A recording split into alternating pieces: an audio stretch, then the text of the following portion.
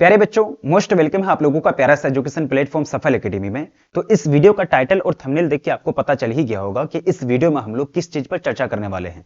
आप लोगों की तरफ से डिमांड काफी ज्यादा आ रहा था कि सर कुछ ही दिन बचे हुए हैं, कुछ ही दिन के बाद हम लोग फाइनल बोर्ड परीक्षा देंगे, तो फाइनल बोर्ड परीक्षा में कॉपी कैसे लिखेंगे और ओएमआर शीट भरने का सही तरीका क्या होना चाहिए, कौन कौन सी गलतियों को नहीं करना है, ये सब चीज के बारे में बता दीजिए। तो चलिए इसी टॉपिक पर आज हम लोग इस वीडियो में चर्चा करने जा रहे हैं। प्यारे बच्चों, एक चीज याद रखना, आप साल भर मेहनत करते हैं, जोश और जुनून के साथ तैयारी करते हैं, लेकिन अगर आप बोर्ड परीक्षा में कॉपी को सही ढंग से नहीं लिख करके आते हैं तो आपका उतना नंबर नहीं आता है जितना नंबर आना चाहिए।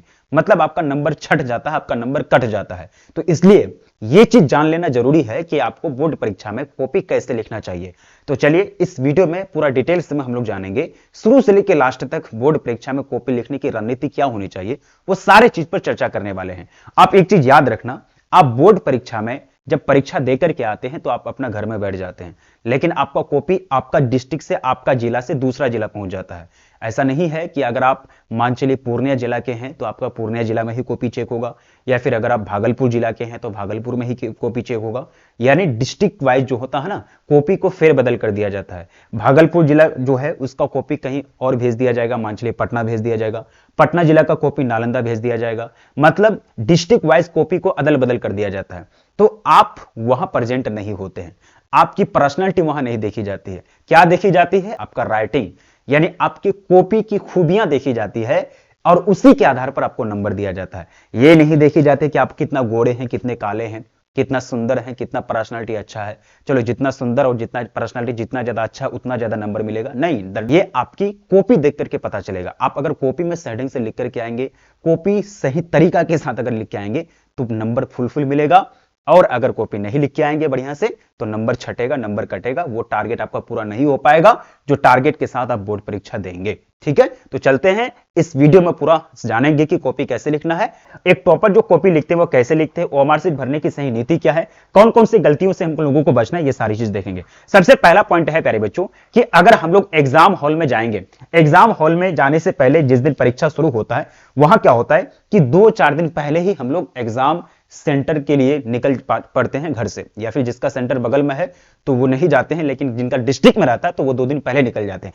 तो आप लोगों को ये गलती नहीं करनी है। अगर आप पहले से सेंटर को देखे हुए तो कोई बात नहीं, लेकिन आपके लिए सेंटर अनजान है, सेंटर नहीं देखें, तो आपको क्या करना है, एक दिन पहले परीक्षा केंद्र को जाकर अवश्य आपको देख लेना है, अवश्य विजिट कर लेना है कि भाई हाँ, यहां मेरा परीक्षा हॉल, परीक्षा केंद्र पड़ेगा, यहां हम परीक्षा देंगे। इससे क्या होता है कि आपकी दिल की धड़कन जो है वो कम हो जाती है, क्योंकि दिल धक धक करने लगता है ना कि फाइनल बोर्ड परीक्षा में क्या सेंटर टाइट होगा, है ना, कितने फोर्स रहेंगे, डीएम का चक्कर कितना होगा, डीएम साहब कितने आना जाना करेंगे, या फिर डीएम साहिबा कितना बार जो है आना जाना करेंगे, डर लगता है ना। तो ऐसा नहीं करना, आपको एक बार जाकर के 1 घंटा निकाल करके आपको एक बार जाकर के परीक्षा हॉल को विजिट कर लेना है। वैसे भी डरने की क्या जरूरत है यार, 1 साल आप तैयारी किए हैं, डरने की क्या जरूरत है। मैट्रिक का परीक्षा आप दे करके जा रहे हैं भाई, अब बच्चे तो नहीं है, मैट्रिक का परीक्षा आप दे करके जा रहे हैं, ठीक है। तो ये चीज आप लोगों को करना है कि आपको एक बार सेंटर जाकर के देख लेनी है। अब दूसरा सबसे बड़ी बात यह आ जाती है कि आपको क्या करना है, जब आप परीक्षा हॉल में जाएंगे तो मार्केट में कोई गया होगा या फिर आप जाएंगे तो 2 सेट आपको ओएमआर शीट ले लेनी है प्रैक्टिस करने के लिए। मान चलते हैं आप साल भर खूब प्रैक्टिस किए, है ना, साल भर आप खूब प्रैक्टिस किए, कोई बात नहीं, लेकिन आपको लास्ट दिन यानी कल अगर परीक्षा है तो आज लास्ट दिन जो है आपको प्रैक्टिस करके जाना है। और प्रैक्टिस क्या करना है, गोला घेरने का।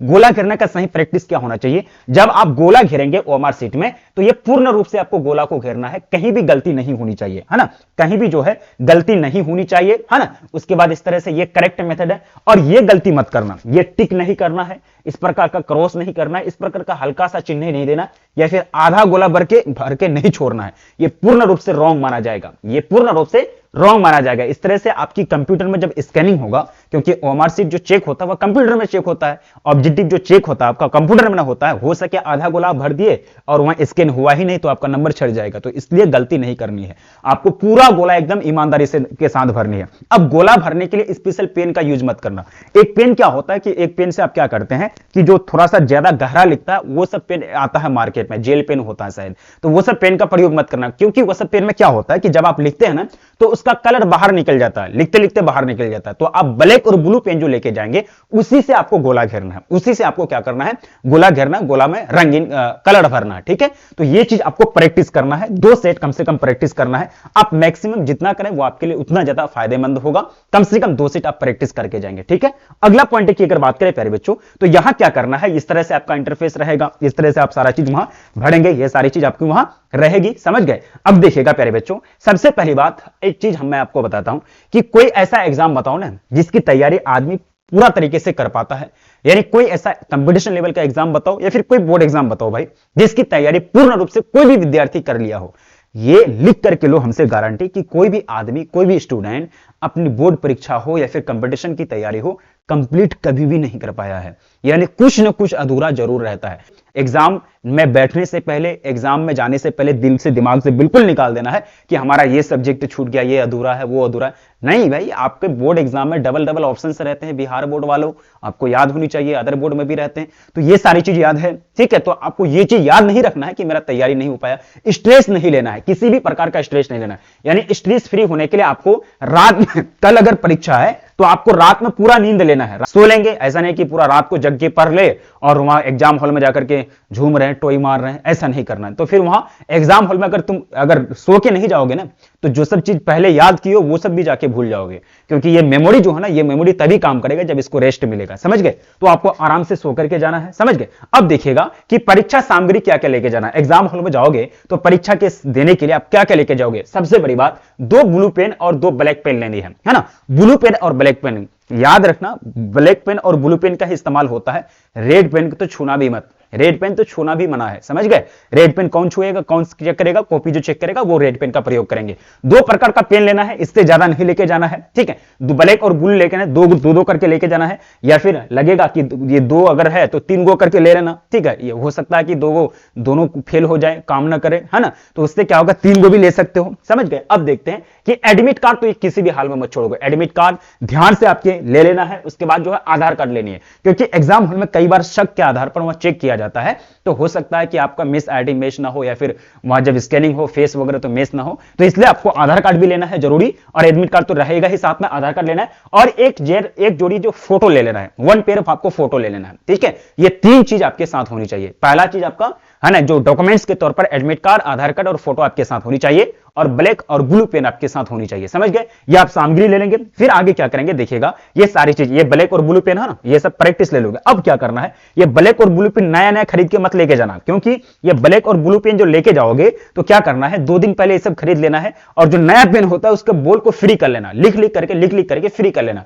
यानी नया जो पेन होता है ना, वो पेज को फाड़ने लगता है, वो सडन से लिखता नहीं है, वो अकड़ता है। ठीक है, तो आपको क्या करना है कि नया पेन को प्रैक्टिस कर लेना है, 2-4 दिन चला करके खूब प्रैक्टिस कर लेना है, और चला हुआ पेन को लेके जाना, नया पेन लेके मत जाना, क्योंकि वो लिखेगा नहीं सेटिंग से। तो ये चीज करना है। एग्जाम हॉल में एंट्री करने का गेट में आपको 1 घंटा पहले पहुंचना है, किसी भी हाल में लेट नहीं करना है, क्योंकि आप देखते हैं, आए दिन देखते हैं, पिछला बार क्या हुआ था, पिछला बार बहुत सारे बच्चे को बैठे रो रहे थे फोन करके जी, है ना, फोन करके बहुत सारे बच्चे रो रहे थे कि सर हम छूट गए, मेरा छूट गया, ये वो दिस दैट, तो बहुत लोचा हो जाएगा, है ना। जिंदगी एक बार देती है, बार बार मौका नहीं देगा। अगर बार बार दीजिएगा तो फिर 1 साल बर्बाद जाएगा।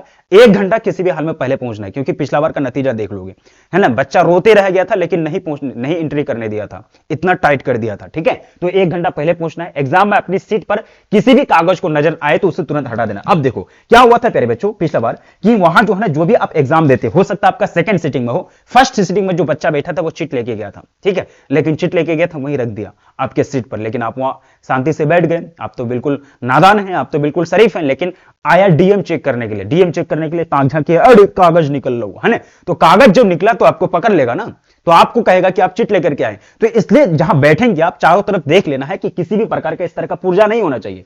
ये पुर्जा अगर रहेगा तो हो सकता है कि पहला सीटिंग में जो एग्जाम देके गया उसका चीटिंग हो, उसका चीट हो, तो अगर आपको पकड़ा जाएगा फिर, तो किसी भी प्रकार का कागज सीट के बगल में नहीं होनी चाहिए। ये चीज आप लोगों को देख लेनी है। ठीक है, नेक्स्ट देखिएगा कि यहां आपको क्या करना है, ओएमआर सीट में अब आपको क्या करना है, जब आप बैठेंगे तो फिर आपको ओएमआर सीट दिया जाएगा। ओएमआर सीट जब दिया जाएगा तो ओएमआर सीट आपको दे दिया गया, एग्जाम हॉल में आप बैठ गए, सीट में बैठ गए, ओएमआर सीट आपको दिया गया, तो ओएमआर सीट में शांतिपूर्ण तरीके से बिल्कुल धैर्यता के साथ आपको क्या करना है, ओएमआर सीट में रोल नंबर भरना है। रोल नंबर आपका एडमिट कार्ड में रहेगा। ठीक है, सब्जेक्ट नाम भरना है, सब्जेक्ट कोड रहेगा वही आपका रहेगा इसमें ओएमआर में। उसके साथ साथ डेट वगैरह बैठाना है, ये सारे चीज शांति तरीके से भरें। इसमें ब्लू पेन का उपयोग करेंगे, है ना।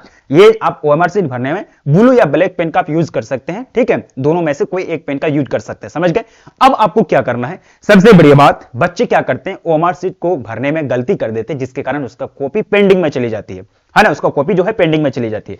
तो ओएमआर शीट में अगर किसी भी प्रकार को कुछ समझ में ना आए तो जो परीक्षा हॉल में होंगे, जो टीचर होंगे, जो परीक्षा नियंत्रक होंगे ना, उनको पूछना है कि सर ये कॉलम हमको समझ में नहीं आ रहा, या किस तरह से भरी जानी चाहिए, क्या भरनी चाहिए, तो उनको पूछना है। किसी भी हड़बड़ी में यानी किसी भी चीज को नहीं भरना है, अन्यथा गलती होने पर आपकी कॉपी पेंडिंग में जा सकती है।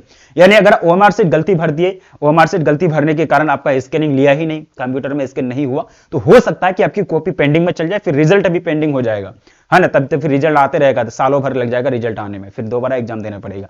तो इस तरह से नहीं करना है, बिल्कुल शांति तरीके से मतलब सबसे बड़ी चीज है कि ओएमआर शीट को भर दिए, नहीं समझ में आएगा ना तो वहां आदमी रहेगा, एग्जाम हॉल में आदमी रहेगा, वो लोग जो रहते हैं, लोगों को ड्यूटी में दिया जाता है, आप ही लोगों के लिए, सुरक्षा के लिए, आप ही लोगों का सुविधा के लिए दिया जाता है, उन लोगों को आप पूछेंगे, समझ गए। ये चीज हो गया। अब यहां क्या होता है प्यारे बच्चों, ओएमआर शीट भर दी, अब आपको क्वेश्चन पेपर दे दिया गया। क्वेश्चन पेपर देने के बाद सबसे पहली बात, एक चीज दिमाग में ये लाना कि a single piece of paper can not decide your future, यानी एक पेपर का टुकड़ा आपके फ्यूचर को डिसाइड नहीं करता है, एक एग्जाम आपके फ्यूचर को डिसाइड नहीं करता कि आप फ्यूचर में क्या करने वाले हैं। ये चीज को दिमाग में लेके आना है। अरे एग्जाम है दो यार, क्वेश्चन पेपर आया, लिखना है, एकदम आता है, बढ़िया से बनाना है, आना, टेंशन नहीं लेना है, प्रेशर नहीं झेलना है ना। एग्जाम ये जिंदगी का एग्जाम एक ही बार है, जिंदगी में बहुत सारे एग्जाम है, बहुत सारे एग्जाम आएंगे, तो टेंशन फ्री होकर के आपको क्या करना है, आपको कॉपी को फोल्ड कर लेना है। कॉपी फोल्ड करने की अब जरूरत नहीं है, क्योंकि आपका कॉपी पहले से फोल्ड किया हुआ रहता है ना, वो डायरी प्रकार का रहता है, आपका पहले से फोल्ड किया हुआ रहता है, समझ गए। तो शांतिपूर्वक पूरा प्रश्न पत्र को पढ़ना है आपको। प्रश्न पत्र दिया, ठीक है, जब आपको टाइम स्टार्ट हो गया, 1 2 3 घड़ी लगा हुआ रहता है वहां, ठीक है, अब बोल देगा, परमिशन दे देगा कि आप प्रश्न पत्र को, है ना, उसको सील को आप तोड़ सकते हैं, ठीक है, उसको प्रश्न पत्र के जो उसको कॉपी है ना, जो टैप लगा हुआ उसको तोड़ सकते हैं, ठीक है। तो ये जो है पूरा प्रश्न पत्र को पढ़ना है, क्योंकि आपको क्वेश्चन पेपर को पढ़ने के लिए 15 मिनट का टाइम दिया जाता है। कितना? 15 मिनट का टाइम, एक्स्ट्रा टाइम दिया जाता है। तो पूरा प्रश्न पत्र को ध्यान से शुरू से लेकर के ऑब्जेक्टिव दे पढ़ना है, फिर सब्जेक्टिव पढ़ना, ऑब्जेक्टिव सब्जेक्टिव पढ़ लेने के बाद उसको बाद क्या करना है, आपको अपनाना है, सबसे पहले ऑब्जेक्टिव बनाना है। क्या बनाना है? सबसे पहले ऑब्जेक्टिव। क्यों? क्योंकि आपका ऑब्जेक्टिव लिखने के बाद उसके बाद सब्जेक्टिव लेता है। पहले ऑब्जेक्टिव का जो ओएमआर शीट होता है ना, वो ले लेगा आपसे। गलती से भी आपको पहले सब्जेक्टिव नहीं बनाना है, पहले ऑब्जेक्टिव बनाना है, क्योंकि ऑब्जेक्टिव का ओएमआर शीट आपको ले लेगा, बीच बीच में आता है वो, तो ओएमआर शीट आपका ले लेगा वो ऑब्जेक्टिव वाला, ठीक है। तो आपको क्या करना है, पहले ऑब्जेक्टिव प्रश्न को हल करना है, आसान प्रश्न से कठिन प्रश्न को, सबसे बड़ी बात ये चीज याद रखना। अब यहां याद रखना कि ऑब्जेक्टिव क्वेश्चन में आपको कोई दिक्कत नहीं है। आपको अगर 1 से लेकर के 100 क्वेश्चन तक पूछा गया है, आपको अगर 10वां नंबर आता है, 12वां नंबर आता है, 12वां के बाद डायरेक्ट 23वां नंबर क्वेश्चन का आंसर आता है, तो उसी तरह से बना के जाना है। आपको कैटेगरी देगा, जितना बनाना कहेगा, तो आप कहीं से भी यादृच्छिक, यानी आप कहीं से भी बना सकते हैं। 100 के बीच, अगर 100 से 1 से लेकर के 100 के बीच अगर कहीं से भी आप बना सकते हैं, ठीक है। तो ऑब्जेक्टिव क्वेश्चन को आपको क्या करना है, जिसमें आप श्योर है कि यहां इसका राइट आंसर यही होगा, पहले उसको बनाना है। यानी आसान प्रश्न से कठिन प्रश्न की ओर बढ़ना है। यानी पहले आसान आसान सब बना लेंगे, जैसे आसान आसान सब बनाने जाएंगे, जैसे कि आपका 100 प्रश्न रहता है जिसमें आपको 50 ही बनाने होते हैं, आसान आसान सब बनाते, अरे 50 तो बन गया, छोड़ देना उसको, ठीक है, रख देना उसको साइड में, अब हो गया ये, ठीक है। जब हो गया तो आसान से कठिन की ओर बढ़ना है। ये नहीं कि सबसे पहले कठिन तो ही बढ़े जिसमें कंफ्यूजन हो, जो कंफ्यूजन उसको बाद में बढ़ाएंगे जी। 50 तो बनाना है तो पहले 50 तो आसान आसान से बनाएंगे, जो जिसमें पूरा एक्यूरेसी राइट होने का चांस, यानी करेक्ट होने का चांस काफी ज्यादा हो, वो चीज को बनाना है। फिर सब्जेक्टिव माना है, उसके बाद आपको सब्जेक्टिव माना। सब्जेक्टिव प्रश्न में उन प्रश्नों को पहले बनाना है जिनका उत्तर आपको अच्छी तरीके से आता हो। सबसे पहले लघु प्रश्न को बनाना है ना, लघु प्रश्न को बनाना है, और उस प्रश्न को बनाना है जिनका उत्तर आपको बेटर तरीके से आता हो। हालांकि दीर्घ को भी बना सकते हैं, दीर्घ को भी आप बना सकते हैं, लेकिन वो क्रम वाइज नहीं होगा। जब क्रम वाइज, स्टेप बाय स्टेप नहीं होगा, क्रम वाइज नहीं होगा, तो फिर जो एग्जामिनर होंगे उनको चेक करने में दिक्कत आ जाएगा, उनको चेक करने में उनका सिर दिखाएगा, है ना, वो फिर आपको दिल खोल के कॉपी चेक नहीं करेगा। अगर आप क्रम वाइज लिखेंगे तो चेकर जो होंगे, कॉपी चेक करने वाले, तो उनको आसानी होगी, आपका नंबर नहीं छटेगा, समझ गए। और वैसे भी ऐसे भी नहीं चढ़ता, लेकिन उनको सुविधा मिलेगा तो वो आपको और नंबर दे सकता है ना, समझ गए। तो उस चीज को करना, पहले आपको शॉर्ट प्रश्न को बनाना है, और शॉर्ट प्रश्न में उसी प्रश्न को बनाना है जिसका आंसर आप बेटर तरीके से लिख सकते हैं। ये नहीं कि कंफ्यूज वाला क्वेश्चन को पहले बना रहे हैं, तो जो बेटर तरीके से आंसर उसको आपको पहले लिखना है। हमेशा क्रमवार प्रश्न का उत्तर देना है, मतलब एक के बाद कोशिश करना कि दूसरा नंबर क्वेश्चन बनाए, दूसरा के बाद तीसरा बनाए। ये नहीं कि एक के बाद डायरेक्ट छठा में चले गए, है ना, तो वो क्रम वाइज नहीं कहलाएगा। अगर क्रम वाइज बनाओगे तो चेकर को क्या होगा, चेक करने वाले को आसानी होगी। ठीक है, अब आगे क्या करना है, अच्छी हैंडराइटिंग में लिखनी है। प्यारे बच्चों, सबसे बड़ी चीज आपको, ये चीज मैंने पहली बार ही बताया कि हैंडराइटिंग जिनका बेस्ट होगा वो नंबर बहुत अच्छा लेके आएगा, है ना। आपको हैंडराइटिंग बना के लिखना है ना। जैसे कि हैंडराइटिंग में क्या करना है, आपको ज्यादा मतलब कट वगैरह नहीं मारना है ना। हैंडराइटिंग में बीच में कट नहीं मारना, ये सारी चीज हम बताएंगे, तो आपको लिखना है, समझ गए। और जब शुरुआत की बात करें तो शुरुआत में जब 2-4 क्वेश्चन बनाएंगे तो 2-4 क्वेश्चन में कट मारने के लिए सोचना भी मत। कॉपी खोलने के बाद 2-4 पेज जब तक चेक ना हो जाए, बाद में अगर किसी कारणवश कट हो जाता है चलेगा, लेकिन शुरुआत में अगर जेतरा खराब कर दिए तो फिर गलत हो जाएगा, है ना। नंबर वहां कहने के उसको पहले पता चल जाएगा क्या लिखा है, खिचड़ी नहीं बनाना शुरुआत में। मतलब शुरुआत में कोशिश करना कि वो सारे प्रश्नों को बनाए जिनका आंसर हम बढ़िया से लिख पाए, अच्छे तरीके से लिख पाए और सुंदर अक्षर में लिख पाए, वो चीज करना है, समझ गए। तो राइटिंग को बढ़िया से लिखना है ना। शुरुआत में जो है प्यारे बच्चों 4 से 5 पन्नों में किसी भी प्रकार का कट नहीं करना है। ये कोशिश करना है कि शुरुआत में 4 से 5 पन्नों में, यानी 3 से 4 क्वेश्चन बनाते बनाते शुरुआत में किसी भी प्रकार का कटफट नहीं होनी चाहिए, साफ एकदम सुथरा होना चाहिए। क्योंकि first impression is last impression, है ना। ये सुने होंगे कि first impression is last impression, यानी शुरुआत में जो मजा होता है देखने में वही लास्ट में होता है। अगर शुरुआत में ही जितना ही खराब हो गया तो फिर दिक्कत हो जाएगा। इसलिए शुरुआत में आपकी कॉपी कटफट नहीं होनी चाहिए, बिल्कुल स्वच्छ और सुंदर राइटिंग होनी चाहिए। ठीक है, अब क्या करना है कि हेडलाइंस को ब्लैक कलम से लिखना है, ब्लैक पेन से। यानी जैसे कि हेडलाइन आप लिखेंगे, जैसे कि आपको लिखना है प्रदूषण के प्रकार, 4 प्रकार होते हैं प्रदूषण के। अब देखो बोर्ड एग्जाम आएगा कि प्रदूषण के प्रकारों की व्याख्या करें, तो आप लिखेंगे प्रदूषण का पहले डेफिनेशन देंगे, तो प्रदूषण लिख करके प्रदूषण लिखेंगे, पहले लिखेंगे प्रदूषण, है ना, प्रदूषण, उसके बाद प्रदूषण का डेफिनेशन देंगे। हाँ, तो ये हो जाएगा हेडलाइन। तो इसको आपको ब्लैक से लिखना है, प्रदूषण का डेफिनेट नहीं है। अब देखेंगे यहां तीर देंगे, तीर देने के बाद लिखेंगे प्रदूषण के प्रकार, प्रदूषण के प्रकार, है ना, प्रदूषण के प्रकार, उसके बाद प्रदूषण 4 प्रकार 5 प्रकार लिख दीजिएगा, है ना। तो प्रदूषण के प्रकार, तो ये हेडलाइन हुआ। तो प्रदूषण के प्रकार को ब्लैक पेन से लिखना है और प्रदूषण जो लिखे डेफिनेशन देंगे, जो प्रदूषण लिखा उसको ब्लैक पेन से लिखना है। यानी हेडलाइन को आपको ब्लैक से लिखना है और पैराग्राफ को आपको ब्लू पेन से लिखना है, पैराग्राफ को आपको ब्लू पेन से लिखना है, समझ गए। अब देखिएगा नेक्स्ट पॉइंट की बात कर रहे हैं कि आपको क्या करना है, पैराग्राफ को ब्लू पेन से लिखना है। पैराग्राफ की शुरुआत में और लास्ट में गलती होने पर कट लगाना है। मतलब एक तरह से अगर मान चलो पैराग्राफ की शुरुआत करते हैं, शुरुआत वाला वर्ड ही गलत हो गया तो आपको क्या करना है, उसको कट कर सकते हैं। लास्ट में अगर गलत हो गया तो उसको कट कर सकते हैं, लेकिन अब याद रखिएगा शुरुआत में कट लगाना, बीच में गलती होने पर कट का प्रयोग नहीं करें। बीच में कौन को पीछे करें जाइए, मान चलिए लिखते लिखते लिखते 2 लाइन सही लिखे, 3 लाइन सही लिखे, 4 लाइन सही लिखे, 5वां लाइन में बड़का मिस्टेक हो गया। लिखना था जल, लिख नहीं दिए कुछ और, मिट्टी लिख दिए, लिखना था जल लिख दिए मिट्टी। तो वहां कट नहीं मारना, क्योंकि बीच में उतना चेक करने के लिए जाता नहीं। लेकिन अगर कट मार दोगे तो 100% जाएगा, है ना। अगर कट नहीं मारोगे तो नहीं जाएगा, लेकिन अगर कट मार दोगे तो 100% नजर फिर चल जाएगा। इसलिए बीच में अगर पैराग्राफ में कहीं अगर वर्ड में मिस्टेक होता है, शब्दों को लिखने में गलती होती है, उसको कट नहीं मारना है, समझ गए। इतना कॉपी चेक करने का टाइम फुर्सत नहीं होता है, कट नहीं मारना, उससे कॉपी भद्दा हो जाएगा, तो कॉपी फिर रद्दी टाइप का लगेगा, फिर नंबर कम मिलेगा, नंबर छटेगा। 2 सब्जेक्टिव क्वेश्चन के उत्तर देते समय बीच में आपको लाइन छोड़नी है, कम से कम 2 लाइन छोड़ना है। पहला क्वेश्चन का आंसर दे दिए, है ना, देने के बाद फिर बीच में 2 लाइन छोड़नी है। साथ ही साथ मेन हेडलाइन को लिखते समय स्टार या तीर का प्रयोग करना। जैसे कि आप यह देखिएगा, मैंने आपको बताया प्रदूषण, तो प्रदूषण ये क्या, इस तरह से स्टार दे देना है, उसके बाद लिखना प्रदूषण, है ना। तो प्रदूषण क्या प्रदूषण क्या है और उसके प्रकारों की व्याख्या करें।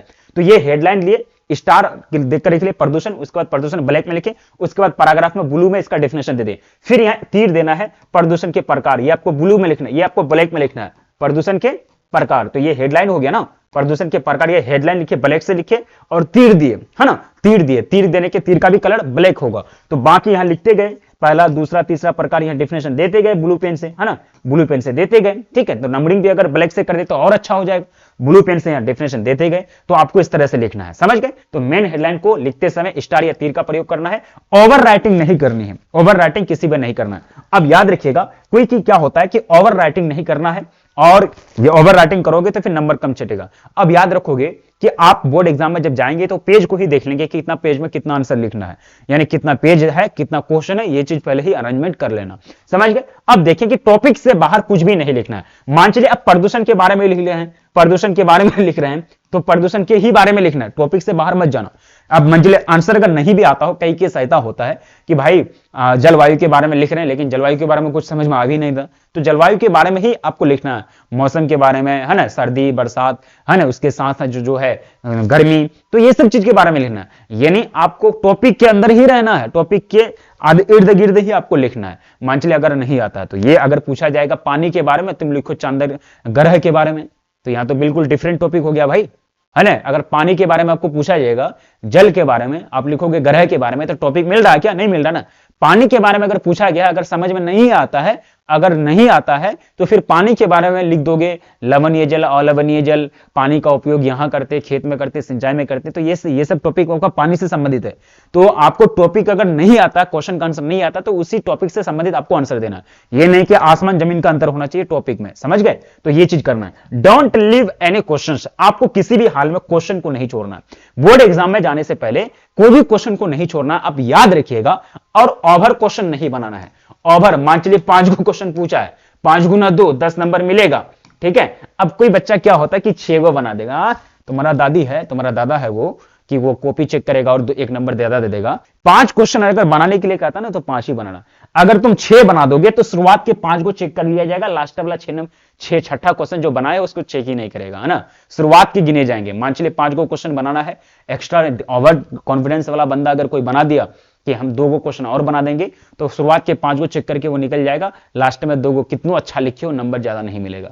इसलिए आपको क्या करना है, जितना क्वेश्चन पूछेगा उतना ही लिखना है और उसमें ही टाइम देके उसी को अच्छा तरह से लिखना है, समझ गए? उसी को अच्छा तरह से लिखना है। ये सारी चीजें, क्वेश्चन को नहीं छोड़ना है। सभी प्रश्न का उत्तर कंप्लीट तरीके से देने के बाद अपने उत्तर पुस्तिका को एक बार जांच लें। यानी मान चलिए कंप्लीट हो गया, कंप्लीट होने के बाद अपनी उत्तर पुस्तिका को एक बार देख लेंगे, जांच लेंगे कि भाई क्या क्या लिखे हैं, क्या क्या नहीं लिखे हैं। तो इस तरह से क्या होगा कि अगर कहीं अगर बीच में छुटा हुआ है तो मिलेगा अगर 5-6 मिनट टाइम, तो कुछ ना कुछ वो नंबर का क्वेश्चन फास्ट लास्ट में लिख दोगे, पेज बचा हुआ रहेगा तो, है ना। लास्ट में कॉपी को जांचना जरूरी है कि कहीं क्वेश्चन तो नहीं छूट गया है, क्योंकि हड़बड़ी में क्वेश्चन छूट जाता है। और जब टेंशन होगा तो आपको बोर्ड एग्जाम में देते कहीं कहीं प्रेशर दिमाग क्रिएट हो जाता है। क्या करना कि चॉकलेट वगैरह लेके जाना, ठीक है। जो चॉकलेट वगैरह चबाते रहोगे तो फिर दिमाग काम करने लगता है। इस तरह से चीज है, अपने आप को बिजी रखोगे तो ये काम करने लगता है, ठीक है। तो ये सारी चीज करना है। और एक बात चीज कि आपको पैसा वगैरह नहीं डालना है कॉपी में, किसी भी प्रकार का पैसा नहीं डालना है। आते दिन देखते हैं कि पैसा वगैरह घुसा देते कॉपी में, वो हाल नहीं करना है। तो वहां कॉपी जो चेक करेंगे उसके सामने आपका इमेज गिर जाएगा, समझ गए? तो जिस तरह से आप पढ़ के जाते हैं, और मैं क्यों आप ऐसा करेंगे भाई, आप लोग एक साल तैयारी कर रहे हैं, इतना अच्छे से पढ़े हैं, तो आप लोगों को वो नहीं करना है, ठीक है। तो आप समझ गए कि कॉपी किस तरह से लिखनी है, कॉपी किस प्रकार से लिखनी है, समझ गए? तो ये सारी चीज तरह से इसको आपको आंसर देने हैं। बेस्ट ऑफ लक प्यारे बच्चों, thank you so much video देखने के लिए। और ये वीडियो को आप लोगों को शेयर करना है, ज्यादा तरीके से शेयर करना उन बच्चों तक जो एग्जाम की तैयारी कर रहे हैं और एग्जाम देने वाले हैं आप लोगों के साथ, उनको शेयर कर देना, ताकि वो लोग भी समझ जाएंगे कि कॉपी कैसे लिखना है। और आप अगर सफल एकेडमी में पहली बार आए हैं तो चैनल को सब्सक्राइब कर लेंगे। चैनल को आप लोग क्या करना है, सब्सक्राइब करना है, वीडियो को लाइक कर देना, चैनल को सब्सक्राइब कर लीजिए, वीडियो को लाइक कर दे, साथ ही साथ अपने दोस्तों को जम करके शेयर कर दीजिए, क्योंकि आपके लिए मेहनत की जा रही है। और ये वीडियो जो है अपने दोस्तों तक पहुंचाइए ताकि उनको भी पता चल जाए। Thank you so much, thank you so much. मिलते हैं फिर नेक्स्ट वीडियो में प्यारे बच्चों। और इसी तरह से आपकी तैयारी होती है, सफल एकेडमी में पूर्ण तरीके से आपकी 8 से की तैयारी कराई जाती है, तो आप लोगों को इसी तरह से देखना है। अब प्यारे बच्चों आपको देखना है कि अगर 2025-2026 बैच में आपकी एडमिशन स्टार्ट हो गई है, जो एडमिशन लेना चाहते हैं तो 92 63 0 246 92, है ना, 92 240 92 63 0 246 92 पर कॉल करके आप एडमिशन ले सकते हैं। 2026 के बैच आपकी एडमिशन स्टार्ट हो गई। Thank you so much.